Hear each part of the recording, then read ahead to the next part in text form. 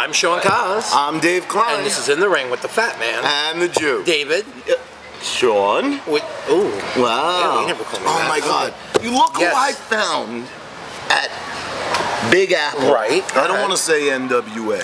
But I have to. But I'm over here. This is the last NWA event. This is the last NWA still say now. All right. I have. Now I got to introduce it this way. I'm sorry. I'm long-winded. All right. When I was a little kid, and this is how incredibly fascinating this is that when I was a little kid, my dad and I would sit down and we would watch somebody named High Chief Peter Maivia. All right, the Grand High Chief come out, man, and people would beat him up, and they would take his dress, and they would take his leis and his things, and they'd beat him up, and he always came back, and he always won because he was the High Chief. And then one day I turned around, and he had a mustache on, and he was pissed off at the world. And I was like, how could my hero beat Turn? And as I grew up, I found out about his family, I found out about his legacy, I found about Afa and Sika, and guess who I found? Afa Jr.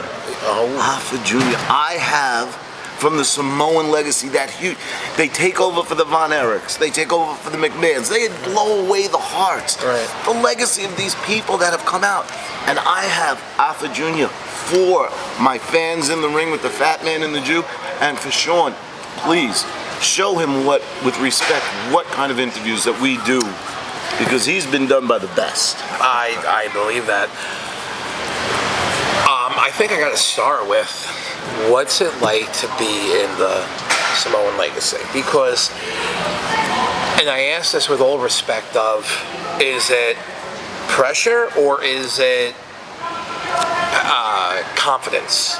Let me ask that. Like, what's it like to be a member of that? That's a good one. Shoot. It's like, yeah, that's what I do. It's like asking a Hart, what's it like to be a part of the Hartford? You know, it's a legacy in wrestling. What's that like? The everyday life of it is, I guess, it's like everybody else. You know what I mean? We wake up the same as everybody else. You know what I mean? We get dressed and socks and shoes, or socks, shoes, socks, shoes. We don't wear socks, so or shoes. So but you know what I mean? We're basically on the everyday life. We're the same as everybody else. We're normal people. As far as growing up in the wrestling side of it, it's I guess big pressure. You know, being from the Samoan dynasty, we're in. I call us the first family of wrestling, you know, because there's other families who have accomplished as much as us, but never to the numbers that we have. Like, we're constantly pumping, you know what I mean? You guys are like 4 or 5 generations long now. Easy. There's been at least 15 of us that have mainstream WWE products. Oh, so, you know, with that being said, the pressure is always there because the people, they know what to expect from us. Right. You know what I mean? So you're always held to that. You have to bust your ass every night or the people are going to call you out on it.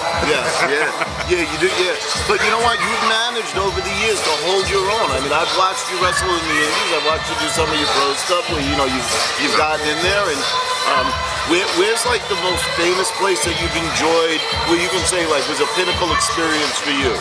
Well, I mean, I wrestled with the WWE, and obviously when you wrestle with the WWE, you wrestle at the Garden.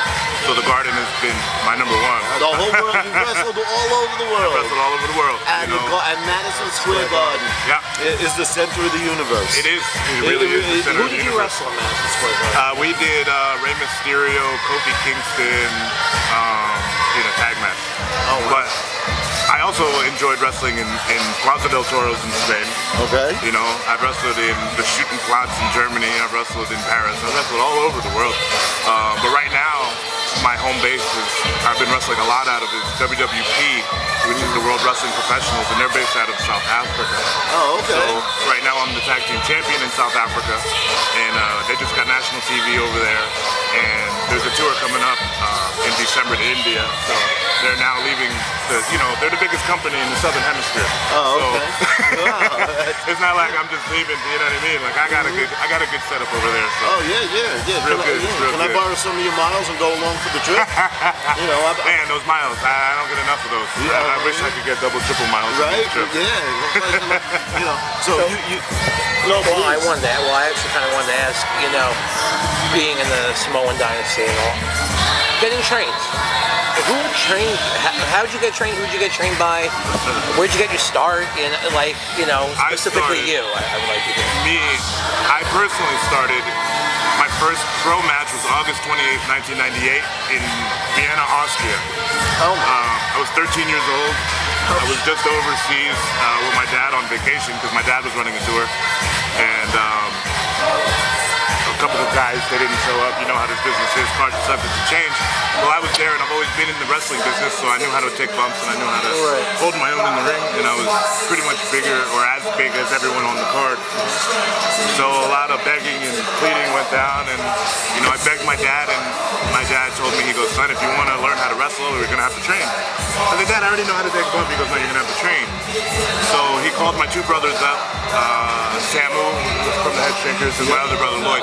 They came upstairs in the middle of a hotel in Austria, and they moved all the furniture, all the beds, everything. And for 3 days, I got my ass kicked by the Head Shakers in the middle of a hotel floor, no ring, no nothing. And that's how I broke into the business. So I'm taking hip tosses, I'm taking arm drags, back drops in the middle of a hotel suite, no ring. So by the time I got that ring, I was ready to fly. All right, shit, I bet. Do you remember when your dad was WWF Tag Team Champions with your uncle and Captain Lewis's manager like I do, or you were... I don't. See, when I remember my dad as a head shrinker because I was born in '84, so I grew up, you know, mid-90s watching the product. The Attitude Era, right before the Attitude Era, you know, and Shotgun Saturday Nights and all that stuff. So I was watching the Head Shrinkers. I didn't really get a chance to see the Wild Samoans. Oh, okay. So I saw the Head Shrinkers. I saw my brothers and my dad do it. You know, right, he would come out and he was managing them. Yeah. Your dad, and I met him on the Indies. I have his autograph, and I met your uncle, and I have his autograph too, and they are very humble, but as a 9-year-old, those guys scared the bejesus out of me for a 9-year-old. My mother used to yell at my father when the Samoans would come out and go, "What are you doing, Lou? He's 9 years old." And my mother would say, my father would turn around and go, "He's watching wrestling with me." And it was a combination of Bruno Sammartino, Captain Lou, the Samoans, the good guys, the bad guys, the camaraderie that I had with my dad. So it's like I'll never really be able to tell your family, and especially your grandfather, the influences that he brought onto me. But to be able to be at the same table with you and for you to be here for me is, for the fan of fans, is beyond an accomplishment for me. That's why I had to have him do the interview, because I'm stuttering knowing that I'm sitting here. Oh, man. You know, to know that you have been involved in such an incredible organization. So, you know, we're gonna wrap this up because you are doing, you know, autographs, and I want you to go there, and you are gonna be in a match. Who are you gonna be wrestling today? Tonight I'm in the main event, NWA Big Apple versus Mustang Mike for the NWA North American Heavyweight title. Kyle don't like Mike. No, that's good. I was on your side. I was on your side during the interview anyway, so that's good. I don't know too many that do. I went down to his hometown and he slipped one over on me, so now he got to come up north. He's coming up here. We're gonna show him how we do it up here. Okay, without a doubt. You know, so I am thrilled to be here. This is Dave Klein, the fan of fans. I'm Sean Kaz, the Fat Man as always. All right, David. This is Afa Jr. from the Wild Samoan family. The legacy is here. You know, we in the ring with the Fat Man and the Jew. We are getting there, bros. You keep watching us. We're going to be bringing you great talent. Thank you, guys. Thank you very so much. much. It is an honor. For once, I'm not the fat guy.